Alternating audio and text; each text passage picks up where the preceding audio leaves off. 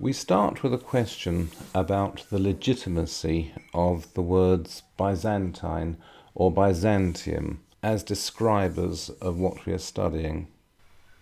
Byzantium is the old name of Constantinople. It was established in about the 7th century BC as Byzantion, a Greek settlement on the Bosphorus. It was only changed to Constantinople when, of course, Constantine the Great decided that he would build his new capital there. As far as the legitimacy of the name Byzantium is concerned, that is a matter of argument. There are some Facebook groups which will expel you if you use the B word. They regard Byzantium as some kind of term of hideous abuse that must be suppressed by all means short of legal penalty.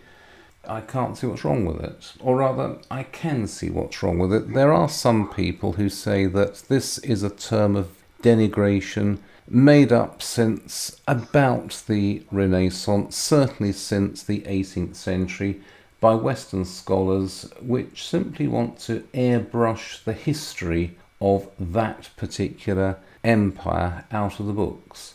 What they want to do is to say that the Greeks were glorious, they gave way to the Romans, who together with the Greeks were glorious, who gave way to the barbarians, the Western barbarians that is, and that since then the Western barbarians, the Greeks and the Romans are all glorious, and it's a long and continuous line of history.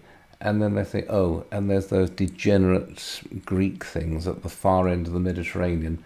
Let's not look at those. We need to pay attention to them only so far as things like the reign of Charlemagne or the Crusades come to our attention, but otherwise there is nothing there to learn. These are the degenerate Byzantines, which is, of course, a false view of history, and I can understand that some people will insist that no, we must call this the Eastern Roman Empire, or we must call it the Medieval Roman Empire, to put it back into the standard history. As I said, I can understand that that is a perfectly legitimate desire. It's just that some people have taken it over with all the fervour of converts, and there are people who've seized on terms like the Medieval Roman Empire, the Eastern Roman Empire, with all the fervour of the Richard III society. There is an obvious difference of tone between the Roman Empire of Constantine, shall we say, and the empire of Basil II. Basil II may call himself the Roman Emperor. He may trace his institutional lineage back to Augustus and Julius Caesar, but he is not, in the sense that we would quite understand, a Roman. He is an Orthodox Christian whose first, indeed only language, is Greek, and who has never visited Rome. To what extent should he be called a Roman? And the answer comes back because he says he's a Roman, and because the Greeks themselves, until well into the 19th century, called themselves the Romans, and when the Turks conquered the territory of modern Turkey, and indeed the territory of modern Greece, they called their subjected Christians Romans, and the Turkish Sultan took for himself the title of Roman Emperor after the capture of the city in 1453, so make of that what you will. No one who has any right to be offended by the term Byzantium is alive, and so it is simply a matter of descriptive convenience whether you use it or avoid it. This being said, here is the main lecture. Good afternoon, everybody, and welcome to this 7th session of our Byzantine Empire course.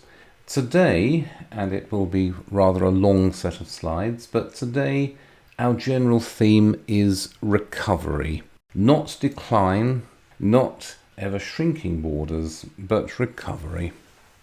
And a good place to begin the recovery, though it's not the only place where you could begin it, but a fairly good place to start the recovery, is the reign of Irene, the empire's only woman emperor.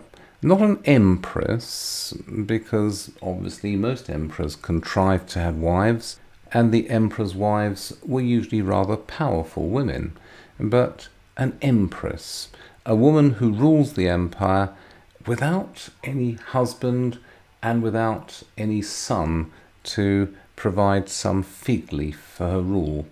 Irene is the only woman who ruled the empire in her own right, not as the empress, but as the emperor. An interesting woman, no doubt. These are her basic details. She lived for 50 years, which is slightly above average for the age, though it is depressingly short by today's standards. She was born in Athens into what is described as an important local family. She is not a member of the long-term nobility of the empire, if indeed you can speak of such a thing. It seems that between about the 7th and the 10th centuries, families did not last for very long, or rather, family histories did not last for very long. Somebody would establish a name for himself, he would pass that on to his sons, who might pass it on to their grandsons. The family would then sink into obscurity and replaced by another, a continual circulation of elites. You do not, in this period, have a long-lasting nobility, anything like the senatorial aristocracy, which, although continually replenished and continually dying out, lasted in its essentials from about the 7th century BC down to about the 6th centuries AD. A very long-lasting aristocracy, and although continuously replenished, also continuously linked by marriage to the existing but dying out families. So there is no long-term nobility during this phase of the empire's history. So Irene is born into a well-to-do family in Athens, and she is born into what is now a fully Christian state with Greek as its official language. This empire, and have a look at the map of it here on the bottom right of the slide, this is an empire which is a rump, a fragment of the empire that was ruled by Constantine or even by Justinian. It is confined to the territories of what is now modern Turkey and part of Greece, plus many of the Mediterranean islands and a little bit here and there of Italy. It's lost 2/3 of its territory, including Egypt.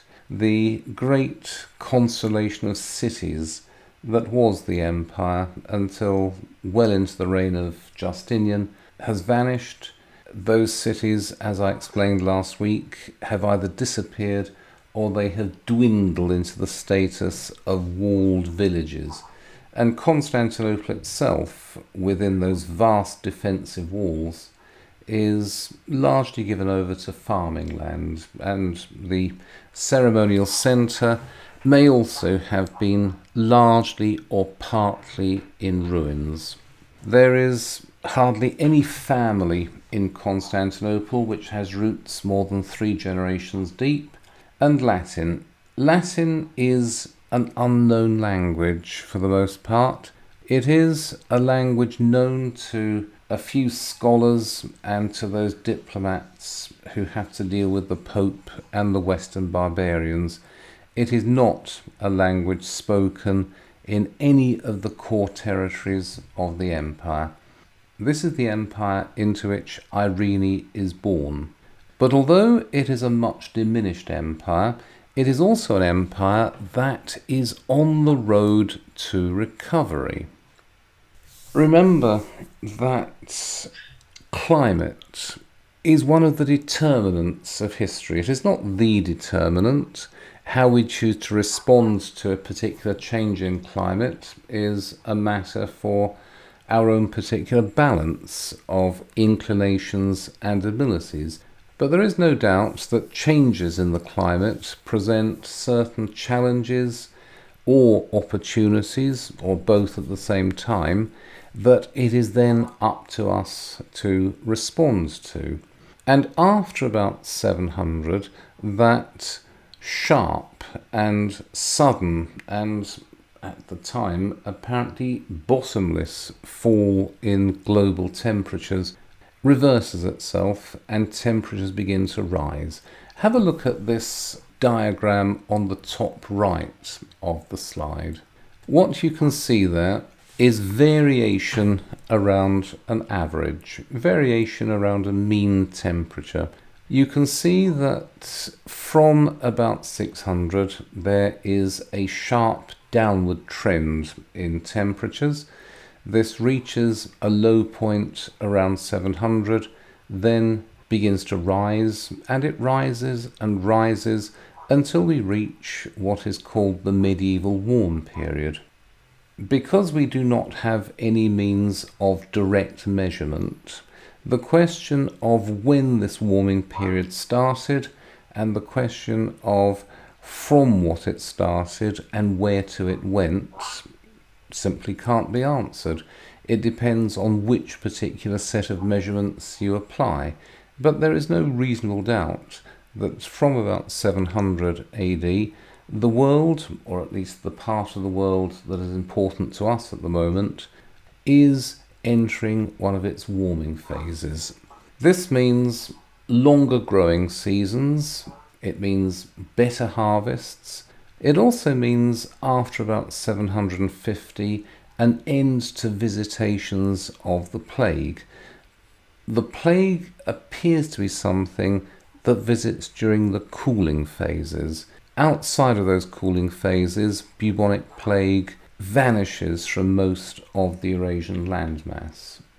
Because of these rising temperatures and improvements in harvests, and because of the decline of the plague, which has been an anchor on population, there is also a growth of population.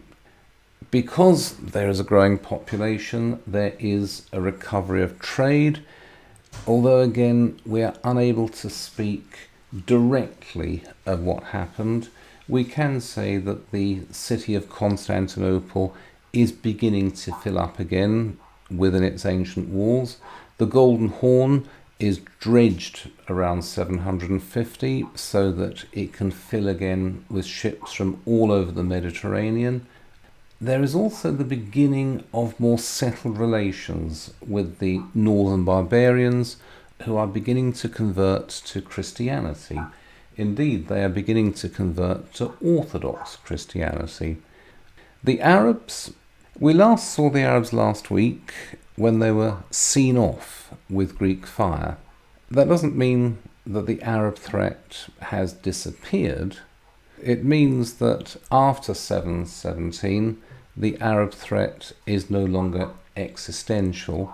But as the century wears on, the Arabs become increasingly less important. They remain a substantial nuisance, but they are not a clear danger to the empire's existence. So the empire is beginning to recover, and it is a new kind of empire in this age of renewed economic and urban expansion. It is no longer the Imperium Romanum. It is no longer anything that Augustus or Constantine or even Justinian would have recognized. It is a new kind of empire. You could perhaps call it a middle kingdom, an economic and social bridge between Islam and the East and a reviving West. You can see the scale of the recovery from this Italian case study. In the past 5 years, the archaeologists have been looking in detail at the land in this part of southern Italy shown in the box in the slide at the bottom right.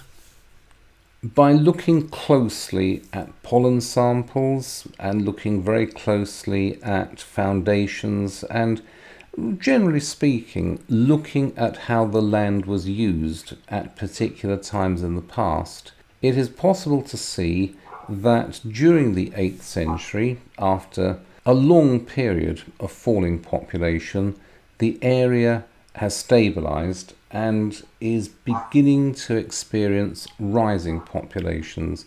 We can also see the re-emergence of agricultural production on a large scale and the re-emergence of a cash economy. Suddenly, coin finds multiply in numbers. We can see the building of kilns, and these are important because you need pottery factories to produce the pots for carrying olive oil, wine, and other products to the main markets of the empire. Indeed, looking at how the land was used at various times in the past, it is possible to say that by about 750, 800, this southeastern tip of Italy is enjoying greater prosperity than at any time since the 1st and 2nd centuries. In the literary evidence, in the history of Liutprand of Cremona, for example, you can see evidence of growing pirate trades from North Africa. You might say that this is a sign of continuing weakness, that the Italians are unable to defend themselves, and it may be taken as a sign of weakness. At the same time, it is a sign of growing prosperity.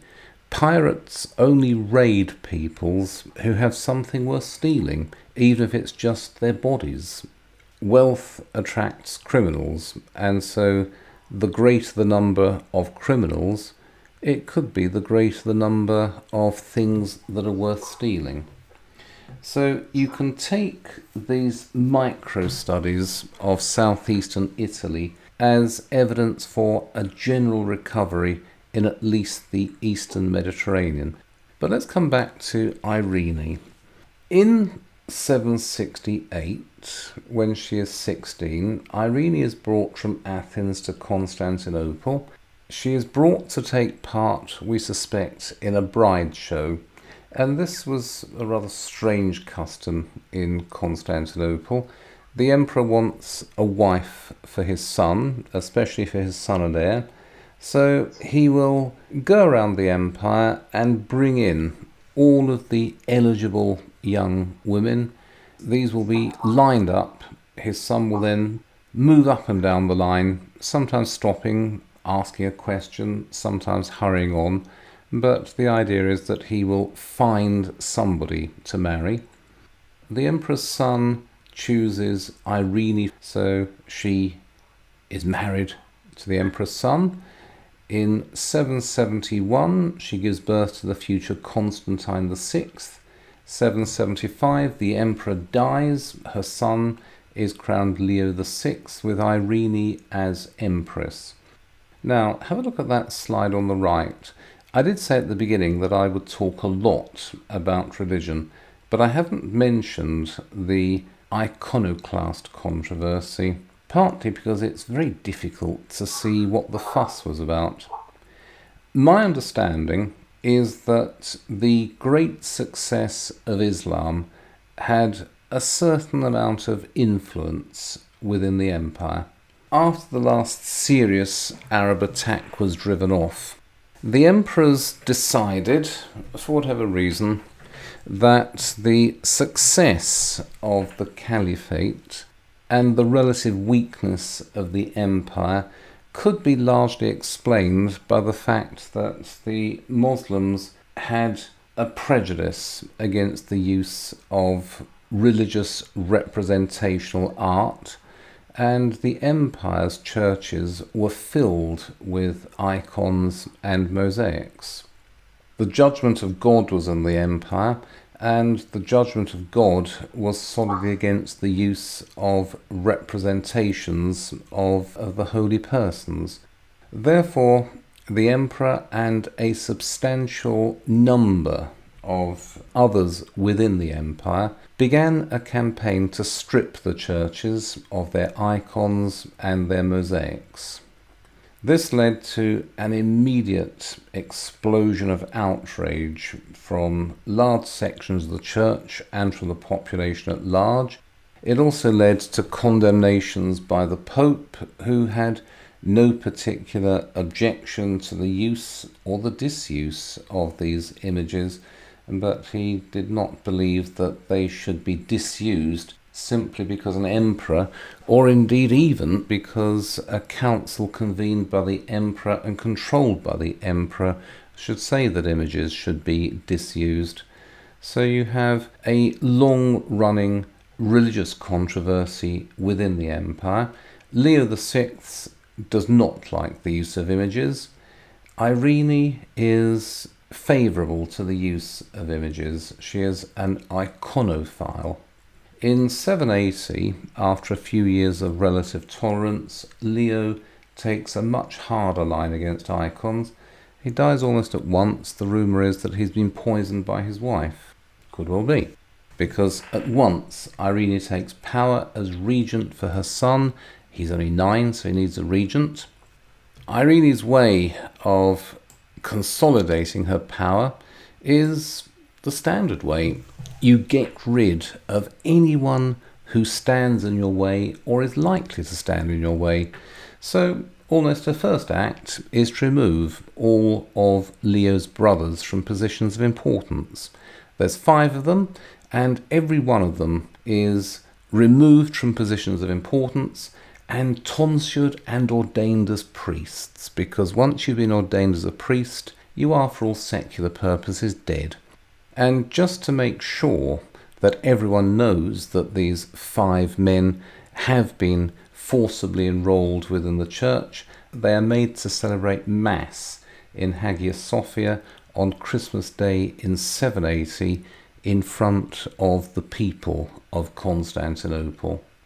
Worth noting, killing of enemies has gone out of fashion, not moderately out of fashion. There is not a vague prejudice against killing political enemies. It now appears to be part of the empire's settled constitution that you do not kill enemies and that you apply the death penalty for any purpose whatever very sparingly. The preference is to get rid of political opponents by forcible ordination, or if that doesn't work, you blind them or cut their ears off or mutilate them in some other way. It sounds unpleasant, but it is a great deal more pleasant than cutting their heads off. Irene replaces her 5 brothers-in-law and all of their various clients and allies by her own people, and most notable of these are Tarasius, who becomes the Patriarch of Constantinople, and Stauratius, or Stauracius, however you wish to pronounce it. He's a eunuch, and he's appointed her Foreign Secretary and Chief General. Irene has a number of projects which she carries steadily forward through her reign. The first is to end the official war on icons. She believes in their power. She also finds that she has the support of many important people within the empire, not least people who are important simply because of their numbers. In 784, she summons a council of bishops, an ecumenical council, but the army is full of iconoclasts and it demonstrates and prevents the council from meeting. Irene smiles, withdraws the invitations, and then in 787 she declares a fake war on the Arabs, sends the army off to the borders, and while the army's off looking for an enemy to fight, she reconvenes the 7th Ecumenical Council at Nicaea. There's a formal condemnation of iconoclasm, and this has the full approval of the Greek and Latin churches. It is the last church council that has the complete agreement of both Greek and Latin churches. There is a gold solidus of Irene beside her son Constantine VI. There is a 15th century fresco of Irene and her son presiding over the final session of the Seventh Ecumenical Council. That is the first part of Irene's mission complete. She has ended the iconoclast dispute. This is a dispute which does not completely end. It will rumble on for another 50 years, but it is effectively over. The second part of her project is the reconquest of Greece, the expansion of the empire back into the Balkans. Most of the Balkans, from about 600 onwards, first of all, the northern Balkans are lost to barbarian tribes, and then most of Greece is lost. I have discussed this. It is a matter of some controversy, not helped by the somewhat intemperate statements of 19th century German historians that the modern Greeks were in no sense the heirs of the ancient Greeks. But the point that these German scholars were making is not entirely unsound. What we do see, or at least what we do appear to see, is the invasion of the historic territories of Greece by Slavic barbarians, the invasion and the settlement of Greece by Slavic barbarians, and we appear to see a progressive disappearance of the Greek-speaking population. Is this because the Greeks have been killed, or they've died out, or they have migrated to Asia Minor? Is it because they have, for whatever reason, assimilated themselves into the Slavic language and culture? Or is it that the Greeks have withdrawn to certain parts of the country without any great loss of numbers, and that the country is now divided between Greek and Slavonic populations? We don't know. We don't know because we don't really know what's going on in that part of the world. What we can say is that large parts of inland Greece are no longer controlled by the empire. Irene's plan is that the whole of Greece should be reconquered, it should be re-Hellenized and reconverted, and that gradually, or that eventually, this project of reconquest should move further and further north, right up until the borders of the empire are again placed on the southern shores of the River Danube. The Arabs are contained, and I'll say no more than that. This is the Caliphate, this is the Abbasid Empire. Around the year 800, it is large and apparently formidable. It is much, much larger than the empire ruled from Constantinople. But it is weak, because although you could call this the House of Islam, it is a house divided, and a house divided against itself. Baghdad, the new capital, has the obedience of a very small part of this orangey area. Most of it has broken up and is now a series of small, sometimes large emirates, sometimes at war with each other, sometimes in combination with outside powers against other emirates.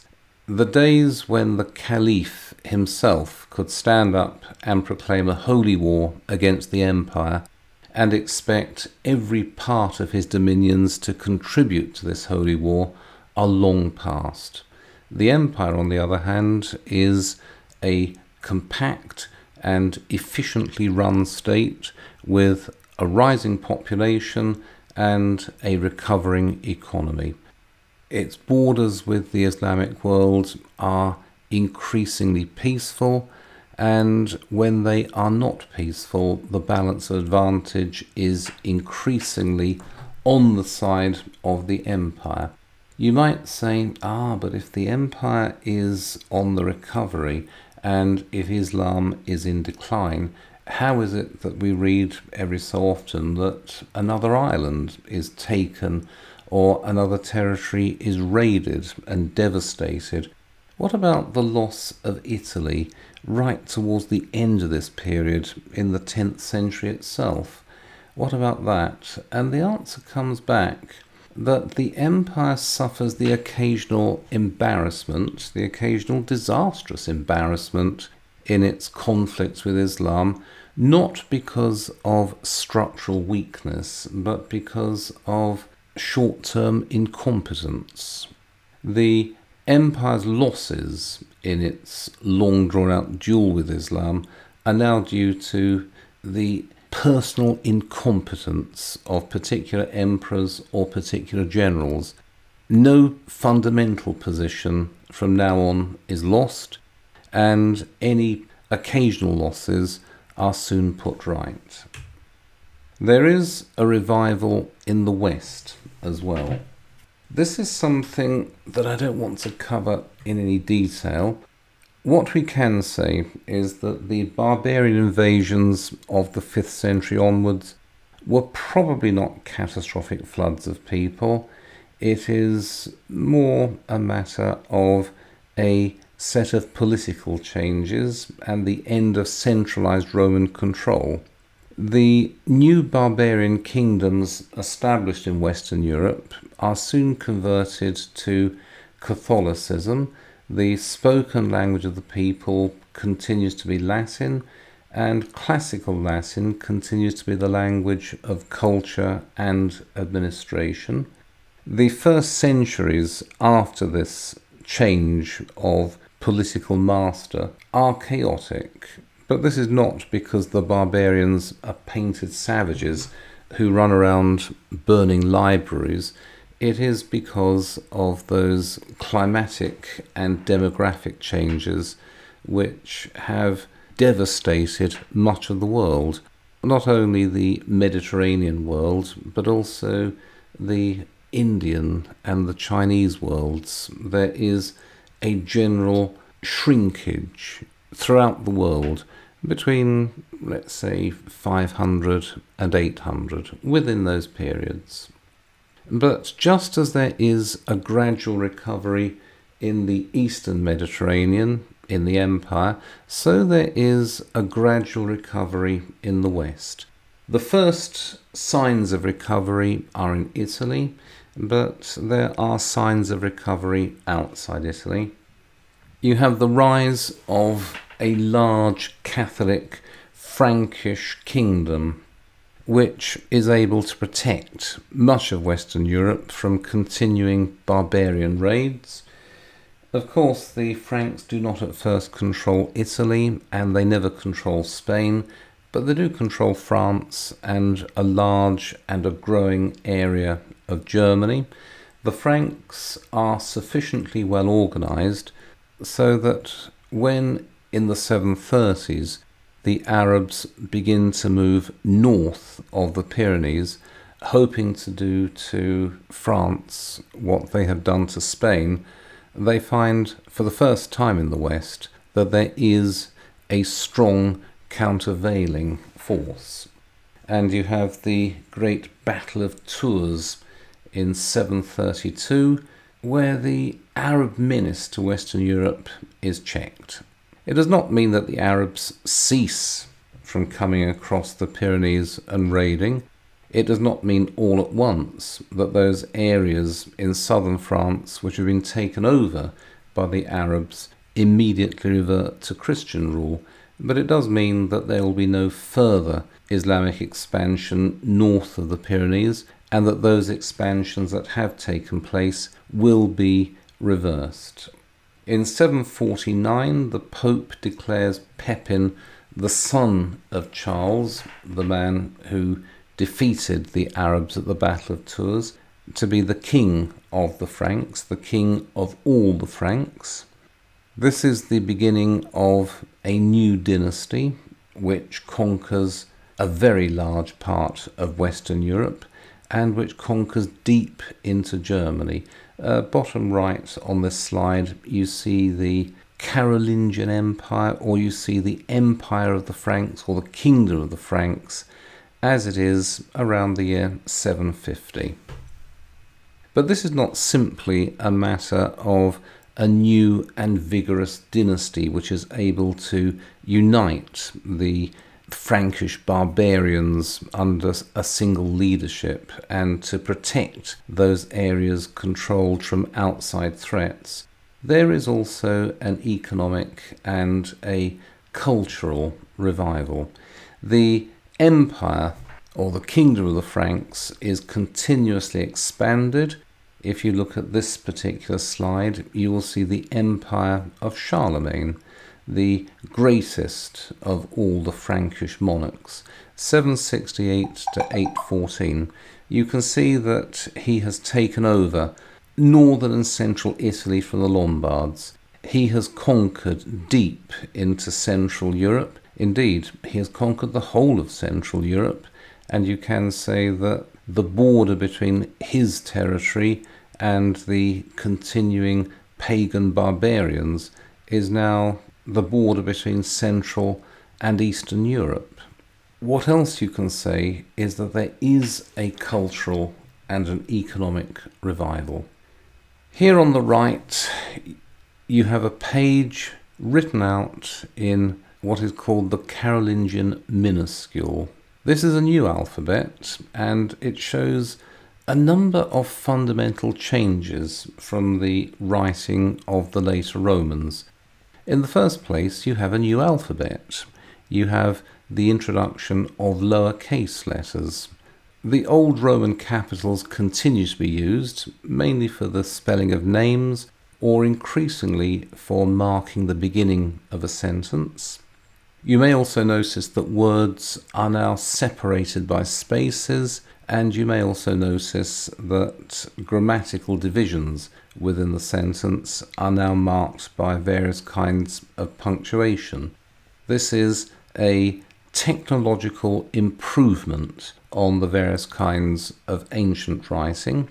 There is a long project which has been underway since before the reign of Charlemagne and which would continue after his reign, but which received much impetus during his reign from his own direct and interested patronage for the transfer of the surviving corpus of Roman literature from crumbling papyrus scrolls into parchment books. These parchment books, unlike papyrus rolls, last for many thousands of years. And if you are in the habit of looking through the introductions to classical texts, the ones written in Latin by the editors, you will see in most cases that the classical texts we have can be traced further and further and further back through patterns of manuscript transmission until about 800, before which we don't know what's going on with these manuscripts.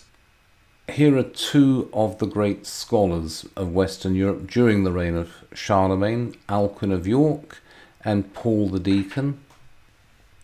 Here are some of the surviving architectural monuments of this Western revival. Here is the inner part of Arkhan Cathedral. This was built around 800, and even if some of the marble decorations in this cathedral have been filched from Ravenna, you can see that the people who built this cathedral are not in any sense barbarians. There is a recovery. And here is Lorsch Abbey, rather strange looking building, and it's only part of the building as it would have been at the time, but again it is indisputable evidence of civilization in areas that the Romans themselves had regarded as the lands of barbarism. Here again you have Charlemagne. Now the importance of the Western revival is this. Charlemagne expands into Italy. In 751, the Lombards finally take Ravenna. That brings an end to imperial control of northern Italy. In 772, Pope Adrian I asks the Lombard king to hand over some cities from the former exarchate, from the former imperial territories in northern Italy. The deal between the papacy and the Lombards is that they will collaborate to force the Byzantines out of northern Italy, and they will share the spoils. Unfortunately, the Lombard king afterwards decides that he doesn't need to reward the Pope because, well, he doesn't need to. The Pope immediately writes north asking Charlemagne for help so that he can get his share of the booty. The Lombards, notwithstanding their recent expulsion of the exarch from Ravenna, write to Constantinople saying, if you thought we were a nuisance, you don't want the Franks in Italy, so why don't you send an army to shore up our defence? The emperor writes back saying, I'm otherwise occupied, but thank you very much.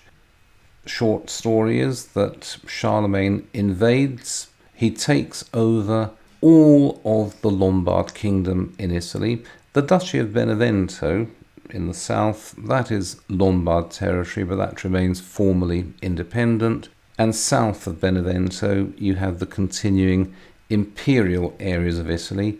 Those are left alone as well, but the areas of Italy taken over and ruled by the Lombard kings after 568, those are now incorporated into the empire of Charlemagne, or perhaps you might simply say that Charlemagne now declares himself to be the king of Italy as well as the king of the various other territories of his empire. 799, there is further trouble in Italy. The Pope gets into an argument with the Roman nobility. They turn on him.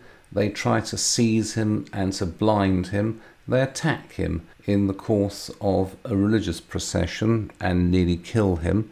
The Pope takes shelter in one of the fortresses that he has in Rome and sends an emergency letter north asking Charlemagne, help, help. Charlemagne consults, comes south, enters Rome, sorts out the problems, and makes the Pope swear fealty to him as his feudal underling. The Pope doesn't like that. The Pope does not like to be regarded as anyone's man. He is the Pope, the supreme bishop, the universal bishop, the head of the church. He is not the feudal underling of some Frankish king. The Pope's response to this is that on Christmas Day, 800, Charlemagne is still in Rome, he's in St. Peter's, and the Pope is celebrating High Mass. Before Charlemagne can understand what's happening, and before he can do anything to stop it, the Pope creeps up behind him, sticks a crown on his head, and says, I crown you as the Roman Emperor. Charlemagne is in no position to take the crown off and laugh and say, Roman Emperor, don't be silly. He finds that he's been stuck with the title. Where does this fit in with the Byzantine revival? It fits in this way. Irene has remained a very successful regent, but by 788 her son is now no longer a boy, he's a young man. He's tired of being dominated by his mother. He doesn't want to be pushed around by mummy all the time. He's the emperor. He wants to be the emperor. So he stages a palace coup and he removes Irene and her advisors from power. It's just that Constantine VI lacks the abilities of his mother. He gets himself into a series of unlucky wars with the Bulgarians and the Caliphate.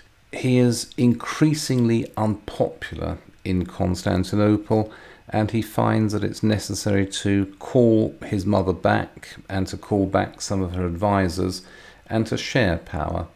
But there are continuing strains within the family. Irene is not interested in sharing power with her son, so in 797 She has Constantine arrested. The idea is that she'll blind him and put him into a monastery, but something goes wrong with the blinding and Constantine dies a few days later, which means that Irene has no choice. She can't marry a husband and make him emperor. You can't do that for the reason Elizabeth I wouldn't get married. So what she does is she casts aside the fig leaf of being a regent and she declares that she is the emperor. She's accepted as entirely legitimate within the territories of the empire. She's popular, everyone knows that she can do the job, and that's it. But in the West, there is outrage. A woman on the throne of the Caesars. And this is partly what causes the Pope to put the crown on Charlemagne's head, and this is partly what persuades Charlemagne not to take the crown off. Charlemagne has not been crowned Emperor of the West. He has been crowned the Roman Emperor. He is, as far as the Pope and Charlemagne himself is concerned, the Emperor of the whole of the Roman Empire. He is the successor not of Romulus Augustulus or of Valentinian III or of any of the Western emperors of the 5th century. He is the heir of Constantine and through him of Augustus, because as far as the Westerners are concerned, the East is without an emperor. It has a woman in Constantinople, but as far as they're concerned, she is ineligible to be the emperor, and therefore whoever is crowned emperor in the West is the emperor of the whole. This leads to diplomatic problems between East and West. The East regards Irene as the legitimate emperor. The West does not regard Irene as the legitimate emperor. The East does not regard Charlemagne and his successors as in any sense legitimate emperors. This is the beginning of a long-running dispute between East and West. It's also the beginning of a long-running saga that helps to shape Western history right up until the early 20th century. It is only under the Paris Peace Treaties of 1919 that the Pope is finally released from any requirement to seek endorsement from the Habsburg Emperor before becoming Pope. But that is another story. What matters is that Irene is now getting old. She is beginning to slip. She is no longer so effective a ruler as she had been. The idea is that she should marry Charlemagne. Charlemagne is quite old by now. Irene is in her 50s, which is old by the standards of the day. It is very unlikely that she will give birth to a child. It would have been interesting had she married Charlemagne and had the East and West been united even for a short time. But it wasn't to be because the marriage proposal came to nothing. In 802 there's a palace coup. She has overstepped convention by killing her son. She shouldn't have done that, and she finds that she has lost much popularity because of it. Her finance minister, Nicephorus, takes over. Irene is not killed. She retires to a nunnery on Lesbos, where she dies peacefully in 803 of, I believe, stomach cancer, but I'm not entirely sure. All I know is that she dies and she is buried. The importance of Irene is that she's set in place, but she certainly helped to set in place a series of internal and external policies that will restore the empire to supremacy within the Mediterranean world. And this is a supremacy that will continue for another 300 years nearly. But let's now skip forward. Irene may be regarded as the woman who sets in place all of the policies that allow the empire to recover. But if you go forward another 150 years, you can see, by looking at this red area, that the empire has staged a remarkable recovery. It has retaken all of Greece. Its control of southern Italy has been pushed far into the centre of the peninsula. It has also taken a substantial part of Syria. Antioch is now back within the empire. In 950, it was a serious possibility that the empire would decide to roll south. And had it done so, it would have retaken Jerusalem, it would possibly have retaken the whole of Syria, and it might easily have retaken Egypt. The reason the empire did not retake these territories is fairly simple. The Roman Empire of Augustus was perfectly viable as a multicultural empire. It was not necessary for all the peoples of that empire to speak the same language or to have the same religion, or indeed to have much in common at all, except to be subject to the emperor in Rome. By 950, the emperor in Constantinople is very doubtful of the long-term utility of taking over areas where very large numbers of people live who are not Greek-speaking Christians. The emperor had no particular interest in conquering territories that have substantial numbers of Muslims, because there is no easy way of assimilating them into the empire. Therefore, all further expansion by the empire is in the north and the west, conquering all the way up to the Danube and firming up the imperial dominions in southern Italy. And why bother reconquering? Egypt itself is now a satellite of the empire. Although Egypt, throughout its long engagement with the Mediterranean world, has been a very large net exporter of food, chiefly corn, by about 950, for various reasons that may have something to do with those climatic changes, it may not all be the effect of misgovernment, but for whatever reason, by about 950, Egypt is unable to feed itself and is on the edge of starvation. It is kept from starvation because the emperor is an ally of the caliph in Alexandria, and the emperor, out of the goodness of his heart or from cold calculation, is keeping Egypt from starvation by large and continuing exports of corn from the Ukraine. Therefore, Egypt is within the imperial harem, and there is no point in conquering it. There's no point in sending an army to do what has been achieved in effect already. So this is the recovered empire, this red area. There is also a cultural revival within the empire. After about 600, the civilization of the Greek world goes into a long decline.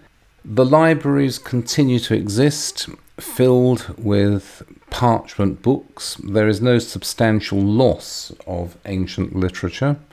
The only loss is of those people who are interested in reading it. The libraries continue to exist, but they are substantially empty for the next 150 years. But then, after about 800, you have the introduction of paper, you have the parallel introduction of a Greek equivalent of that cursive script I've mentioned for the West, and the introduction of punctuation and word spacing. You also have the recovery of education. It is possible to speak of the beginnings of a Byzantine recovery. I'll say more about this next week. Indeed, I suppose I can say a great deal more about this next week.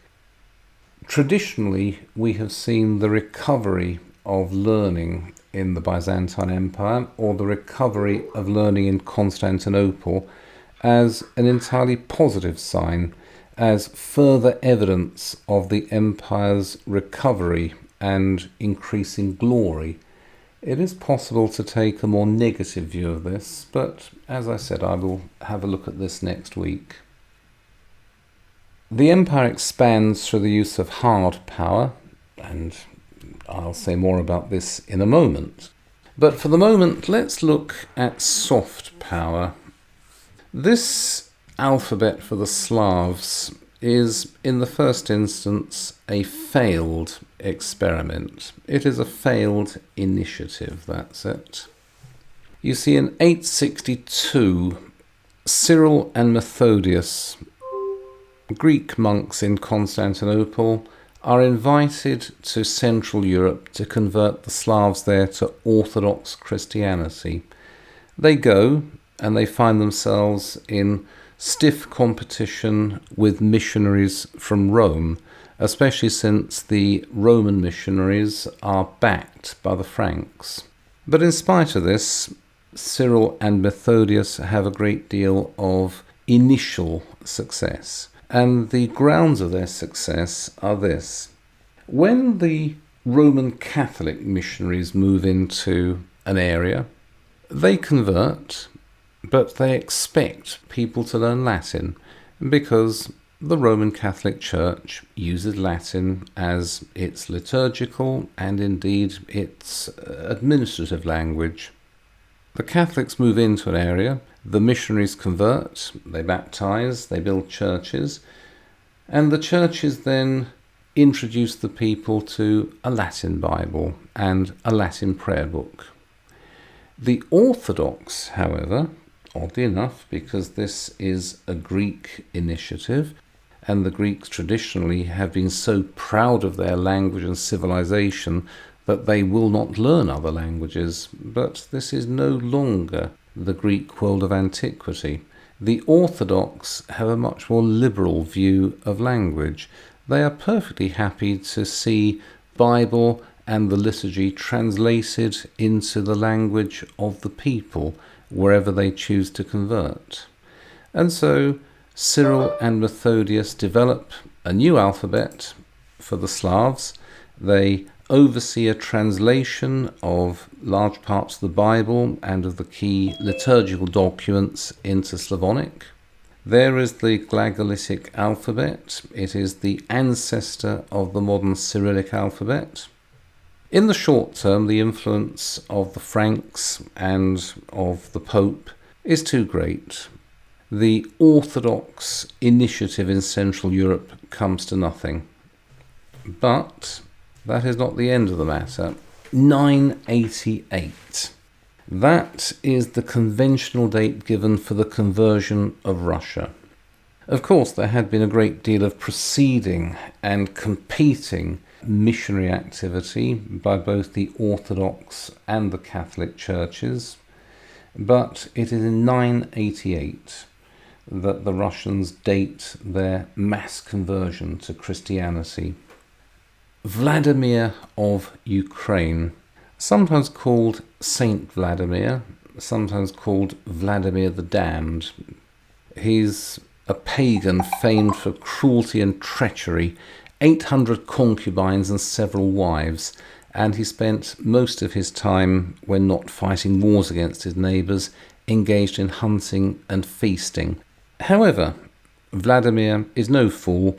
He can see the great benefits of a single religion to unite his people under his leadership. But there are three particular religions. You've got Christianity, you've got Islam, you've got Judaism.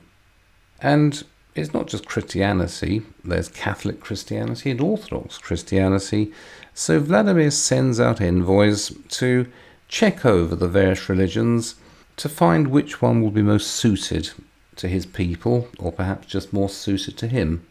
They very quickly reject both Islam and Judaism because of the dietary prohibitions of pork. And of course, they reject Islam doubly because of the prohibition of alcohol. Temperance is no part of Vladimir's agenda for himself or for his people. So Judaism and Islam are ruled out. It's then a question of which flavour of Christianity. He writes a number of letters to the Pope. There is a long correspondence over whether wearing trousers is acceptable. Eventually, Vladimir chooses Orthodox Christianity because his envoys come back from Constantinople saying that they had been inside the great church in the city, and we knew not whether we were in heaven or on earth. For surely there is no such splendour or beauty anywhere on earth. We cannot describe it to you. We only know that God dwells there among men, and that their service surpasses the worship of all other places. So that was it. Vladimir said, right, Orthodox Christianity it is. And there he is, presiding over the mass baptism of his entire nobility. They all had to strip off, jump in a lake, while they are converted en masse. That is the beginning of Orthodox Christianity in Russia. Until perhaps 30 years ago, we might have regarded this as a somewhat obscure act, and an act which had run its course now that Russia could no longer be described as a land of Orthodox Christianity. But it's not 30 years ago, and the conversion of Russia to Orthodox Christianity must once again be regarded as one of the key events of the Middle Ages. And here is a religious map of Europe in around 1054. Those orange areas, those are the areas which have been converted, sometimes only notionally, but those are the areas that have been converted to Western Catholic Christianity. And those blue areas are the ones which have been converted to Orthodoxy. There is a race between the Catholic and the Orthodox churches towards the North Pole, and for a long time it was doubtful as to which branch of Christianity would go furthest. But this is roughly how things stand in 1054. The importance of that large splash of blue in the north is this. On the one hand, the empire, as it looks north across the Black Sea, is no longer looking at a shifting mass of barbarian tribes. It is looking instead at a collection of Orthodox Christian kingdoms. Sometimes, for balance of power reasons, the empire will be at war with some of these Orthodox kingdoms, but mostly it is not at war with them, and these Orthodox Christian kingdoms, they look to Constantinople in exactly the same way as Catholics looked and look to Rome. It does not mean that the emperor is able to snap his fingers and bring a vast mass of armed soldiers from those northern areas to the defence of the empire. Sadly for the empire, that is never possible, but this is an expansion of the empire's soft power. The realms of Orthodox Christianity are no longer confined within the borders of the empire itself. Orthodox Christianity now stretches far beyond the borders of the empire, and it is possible to talk of a Byzantine Empire and also of a Byzantine Commonwealth. Hard power. The greatest of all the military emperors was Basil II, who reigned between 976 and 1025. He's the man who conquered vast swathes of territory in the Middle East and in Eastern Europe. He expanded the empire to its greatest size since the disasters of the 7th century. He destroyed the independent Bulgarian kingdom and incorporated its whole territory within the empire. He cemented an alliance with Vladimir of Ukraine, the man who converted Russia to Christianity. Basil gave his sister in marriage to Vladimir in return for a military alliance. Poor sister, you might say. He also formed the Varangian Guard, a mercenary bodyguard recruited from Northern Europe that for a while included a large number of English mercenaries. And so here is the Byzantine Commonwealth at the beginning of the 11th century. And here again is the empire as it was at the death of Basil II in 1025.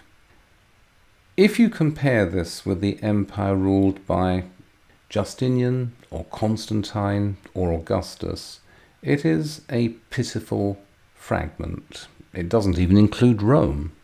But it is the richest and most powerful territory in the Mediterranean world. It has solid, defensible borders. To the north, it has the Danube. The Black Sea is a Byzantine lake. North of the Black Sea, you have allied Orthodox kingdoms. The Byzantines control all the seas. They control the Aegean and the Eastern Mediterranean. They hold Egypt as a satellite. The Arab kingdoms, the Arab Emirates in the south, are of no consequence whatsoever. In the east, the empire controls Armenia. It is surrounded by allies or by satellites. It is possible in 1025, the year that Basil II died, to look out at the world from the walls of Constantinople and to say that the vast tribulations that the empire has suffered during the past 500 years have come to an end, and indeed that history has come to an end. The empire is particularly favoured by God, because the emperor, of course, is the 13th apostle. God has now smiled upon the empire, and God will smile on the empire forever and ever. Everything has had a happy ending, and nothing can possibly go wrong. Except, of course, that it does, doesn't it? Everything does go wrong, and it goes wrong very quickly, and for a number of rather sad reasons. But that's something I will talk about next week. So that's all I have to say for this week about the recovery of the empire after its low point in the early Middle Ages. So let me turn off the slides and come back. We have a few minutes. Any comments or questions? I'm sure there are many things I could have said but didn't. There may indeed be things I have said that you don't agree with.